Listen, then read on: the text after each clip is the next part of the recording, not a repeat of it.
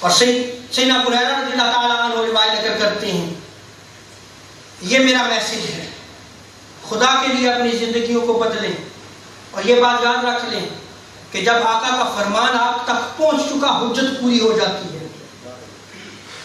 ہر شخص عقل و شعور رکھنے والا ہے، اور روز قیامت جب پوچھا جائے گا تو حجت اگر پوری ہو جائے گی تو پھر 2 گنا عذاب ہوگا۔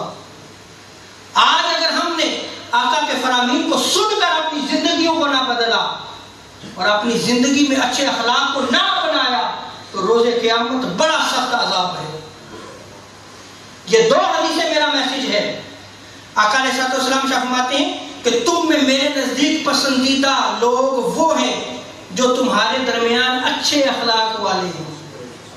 ذرا بدلے ہیں نا اپنے آپ کو، آپ ایک دوسرے سے ملے، اچھے اخلاق کے ساتھ ملے، ماحول بدلے، تب پتا چلتا ہے کہ حدیث پر عمل ہو رہا ہے، تب پتا چلتا ہے کہ یہ لوگ اپنے نبی سے محبت کرنے والے ہیں۔ ایسا نہیں ہے کہ نبی کے فرمان کو سنا اور دوسرے کام سے نکال دیا۔ یہ خالی محبت ہے۔ محبت کامل وہ ہے کہ آقا علیہ السلام کے فرامین کو سنا جائے اور آقا علیہ السلام کی سیرت پر بھی عمل کیا جائے۔ اور آگے آقا علیہ السلام ارشاد فرماتے ہیں کہ جو ہر طرف عجز و انکساری کا اظہار کرنے والے ہیں، لوگوں سے محبت کرتے ہیں، لوگ ان سے محبت کرتے ہیں، اور تم میں سب سے ناپسندیدہ لوگ وہ ہیں۔ سنیں آقا کا ارشاد فرماتے ہیں کہ جو چغل خور ہے، چغلی بیک بائٹنگ، کسی کی برائی کو اس کی پیٹھ کے پیچھے بیان کرنا، کہ آج ہماری مدرسے یہ ہے یا کہ نہیں ہے، اور حضور نے 1400 سال پہلے فرمایا ہے کہ وہ چغل خور ہوں گے، جو محبتوں کے دشمن ہوں گے، جو سوسائٹی اور کلچر کو تباہ برباد کریں گے۔ اور آج ہمارا حال یہ ہو چکا ہے کہ ہم کسی جگہ کو جو ہے وہ چغل خوری سے جو ہے وہ محفوظ نہیں رکھتے، حتیٰ کہ مساجد میں بیٹھ کر بھی چغل خوری ہوتی ہے۔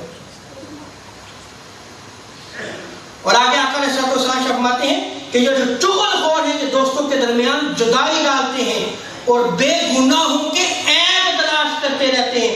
کہ آج ہماری زندگیوں میں یہ چیز نظر نہیں آتی کہ ہم دوسروں کے عیب تلاش کرتے رہتے ہیں، کسی کا عیب ملے اسے اچھالتے رہتے ہیں۔ یہ ساری بد اخلاقی ہے، بدبختی ہے، اللہ کی نعمت سے محرومی ہے یہ۔ اور آقا علیہ السلام ارشاد فرماتے ہیں کہ تم میں میرے نزدیک ناپسندیدہ وہ لوگ وہ ہیں، اور قیامت کے دن مجھ سے دور وہ لوگ ہوں گے جو برے اخلاق والے ہیں، جو زیادہ بولنے والے ہیں۔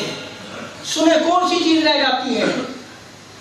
اور آقا علیہ السلام فرماتے ہیں کہ وہ باتیں کھول کھول کر جو وہ باتیں کرتے ہیں اور تکبر کرنے والے ہیں۔ اللہ تعالیٰ جو ہمیں نیکی کی توفیق عطا فرمائے، رب تعالیٰ ہماری زندگیوں میں خلق عظیم کی دولت عظیم عطا فرمائے۔ وما علینا الا البلاغ۔